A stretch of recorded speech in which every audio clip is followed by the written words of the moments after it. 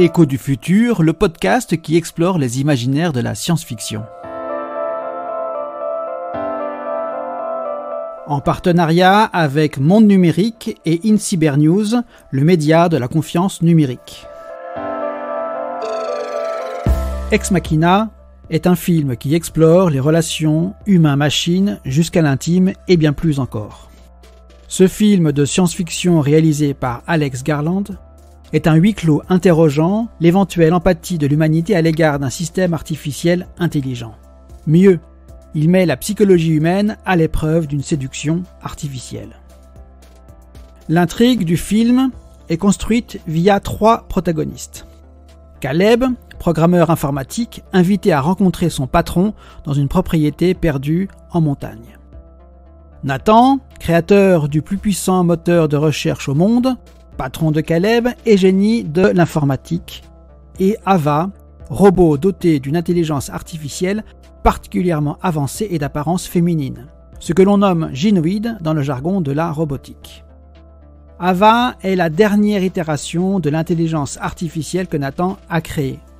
Il souhaite l'évaluer, d'où la présence de Caleb.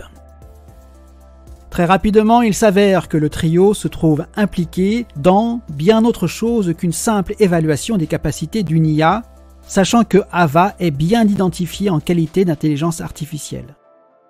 L'enjeu du test auquel Caleb est obligé de se prêter n'est plus de savoir si Ava est capable de soutenir une conversation humaine, ce qui relèverait de capacités essentiellement algorithmiques, mais de savoir si elle arrive à convaincre son interlocuteur humain qu'elle est dotée d'une conscience malgré son apparence robotique. Plus encore, elle doit convaincre qu'elle est une personne, ce qui signifie par conséquent que la gynoïde a conscience d'elle-même. Pour notre plus grand plaisir de spectateur, le déroulement de l'intrigue du film va bien au-delà d'une interrogation légitime, la nature d'Ava, pour aborder d'autres thèmes. L'empathie de l'humain à l'égard de la machine, la séduction et le possible sentiment amoureux entre être biologique et être artificiel. Ne voit-on pas Ava se revêtir d'une robe pour plaire à Caleb, qui passe ainsi du statut de testeur à celui de visiteur? Si à l'issue de l'évaluation de Caleb, la réponse est négative, Ava n'est qu'un système complexe qui singe avec finesse les comportements humains. A l'inverse, si elle s'avère positive, cette reconnaissance implique instantanément la nécessité de la mise à jour de la définition de la notion de personne. Actuellement, la définition d'une personne est la suivante. Individu défini par la conscience qu'il a d'exister comme être biologique, moral et social. À quoi on devrait donc ajouter la notion d'être artificiel. Mais existe-t-il un ou des moyens d'apporter une réponse même partielle à la question complexe de la nature du robot Ava ? Car il ne faut pas en douter, l'humanité n'est pas loin de se trouver confrontée à ce genre d'interrogation.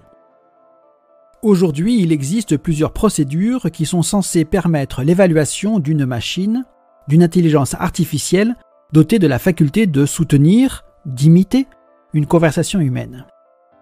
L'une de ces procédures la plus connue se nomme le test de Turing.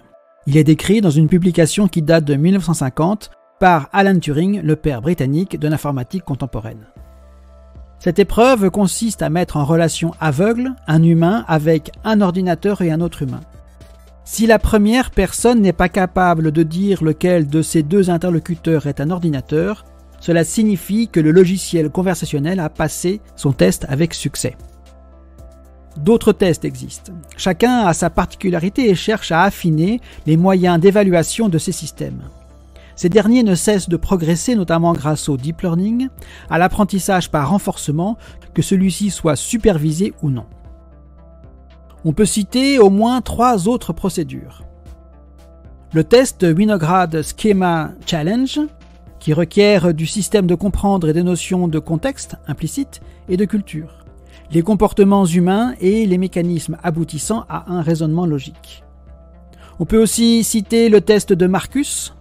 Celui-ci consiste à interroger une intelligence artificielle sur la compréhension qu'elle a d'un programme télévisé qu'elle a préalablement visionné. Enfin, il existe le test Lovelace 2.0 qui lui s'intéresse aux potentielles aptitudes créatives d'une intelligence artificielle. Il tient son nom d'Ada Lovelace, 1815-1852, la mère de la programmation informatique. On peut aussi noter la similarité entre les prénoms Ava et Ada.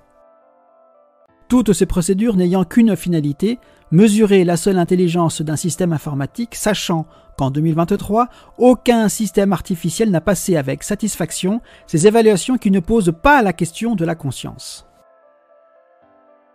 Du point de vue humain, ou plus largement d'un point de vue biologique, l'intelligence est la fonction mentale qui permet l'organisation du réel en pensée.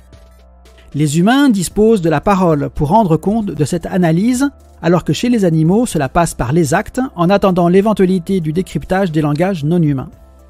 On pourra alors tenter d'évaluer le niveau de conscience de ces entités organiques, la conscience étant la connaissance qu'un organisme a de ses états et de sa valeur morale. Cette conscience lui permet de se sentir exister, d'être présent à lui-même et aux autres. Si l'humanité est amenée à entreprendre cette enquête du côté animal, c'est dans l'air du temps, elle va devoir aussi s'engager dans ce genre de démarche quand elle se penchera du côté des systèmes artificiels. Avec le risque pour cette même humanité de ne plus trop savoir qui elle est si tout ce qu'elle côtoie devient intelligent et conscient. Pour en revenir à Ex Machina, le film se révèle en définitive n'être qu'un enchevêtrement de supercheries.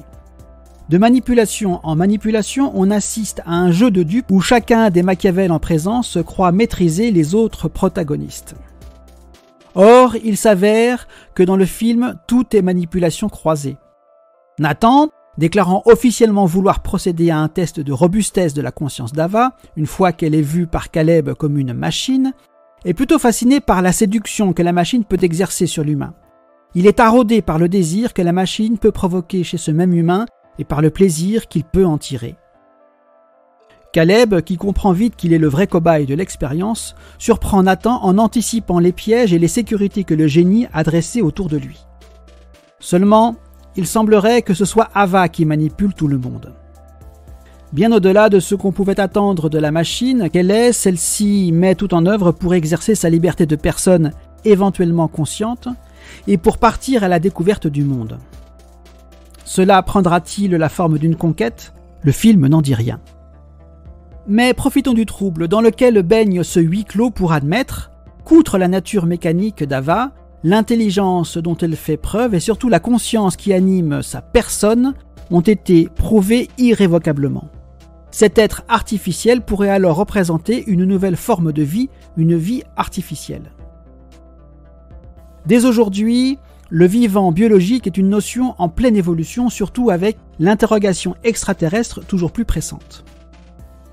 Néanmoins, on attribue à la vie diverses qualités ou capacités.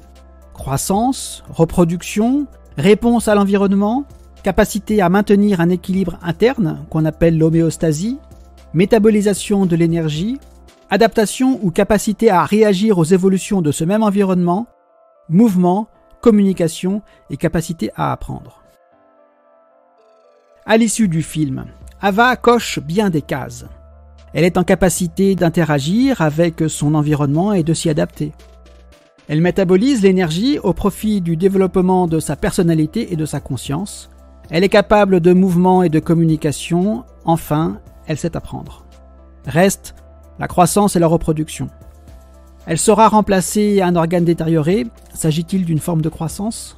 Concernant la reproduction, encore une fois, on ne sait rien de ses intentions quand, à la fin du film, elle part seule à la découverte du monde. Ainsi, l'histoire d'Ex Machina, à la fois proche et lointaine de notre présent, nous interroge légitimement sur les intentions de celles et ceux qui développent ces systèmes qui ne sont encore que des intelligences artificielles étroites et non conscientes d'elles-mêmes. Elle demeure encore loin de la notion d'intelligence généraliste. D'ailleurs, l'usage du mot « intelligence » ne serait-il pas abusif, à moins qu'il n'ait été choisi à propos à des fins de marketing. Et rendez-vous avant la fin de l'Anthropocène pour un nouveau podcast d'Écho du futur, une production de futurhebdo.fr et du comptoir prospectiviste.